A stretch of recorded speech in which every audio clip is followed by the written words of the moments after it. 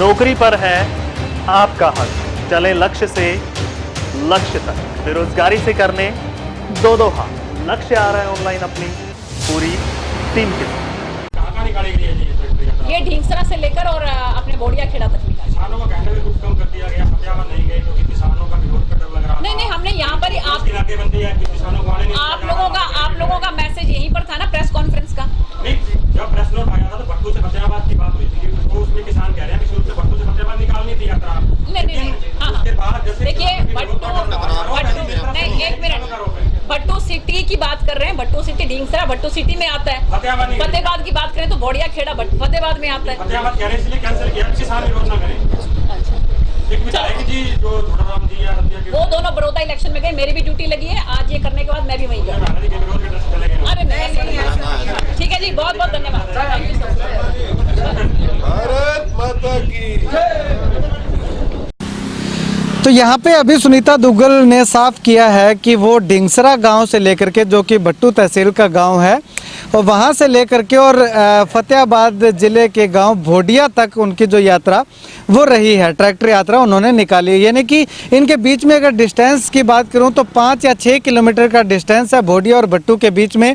हालांकि ये जो सुनीता दुग्गल की यात्रा है ये फतेहाबाद तक जानी थी, लेकिन यहाँ पे जैसे किसानों ने विरोध किया तो यहीं पे इस यात्रा का समापन करके सुनीता दुग्गल अपनी गाड़ी में चलते बने।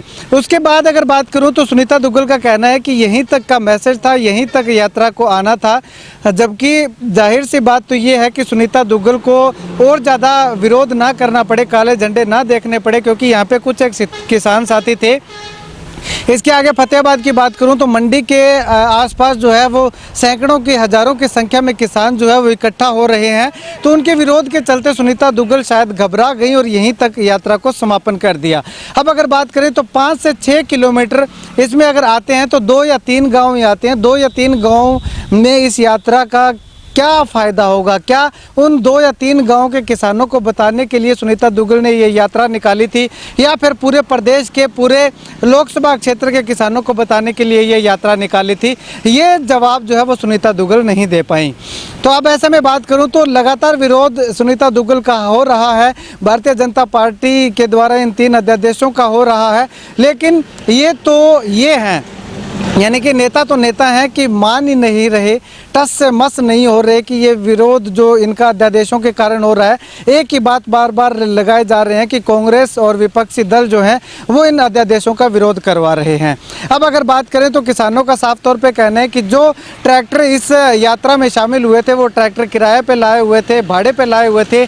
मैं जब तक उन ट्रैक्टर के मालिकों से बात करता, ट्रैक्टर चालकों से बात करता, उससे पहले ही जैसे ही विरोध हुआ तो वो ट्रैक्टर न जाने कहाँ, कौन सी गली से कहाँ गायब हो गए, पता ही नहीं चला। यानी कि पलक झपकते ही अगर जैसे हम कहें कि जादू से गायब हो गए, तो वो चीज़ हमें आज यहाँ पे इस ट्रैक्टर रैली में देखने को मिली। तो ऐसे में अगर इतने ये 3 अध्यादेश कामयाब हैं, किसानों के हित में हैं, तो इस तरह से विरोध का सामना क्यों करना पड़ रहा है और गांव-गांव के अंदर जाकर के इन अध्यादेशों का प्रचार प्रसार क्यों नहीं किया जाता? ये बहुत बड़ा सवाल यहाँ पे उठ करके सामने आता है। खैर, आने वाले समय में पता चलेगा कि क्या सरकार इन अध्यादेशों के कारण अपनी नाकामी जो है, किसानों का लगातार विरोध हो रहा है, उसमें अपनी नाकामी मानती है, या फिर ऐसे ही विरोधी पार्टियों पे, विपक्ष पे ये निशाना लगातार साधती रहती है और किसान ऐसे ही विरोध करते रहते हैं। ये आने वाला वक्त बताएगा। कैमरा सहयोगी सुनील के साथ रमेश जाखड़ के हरियाणा।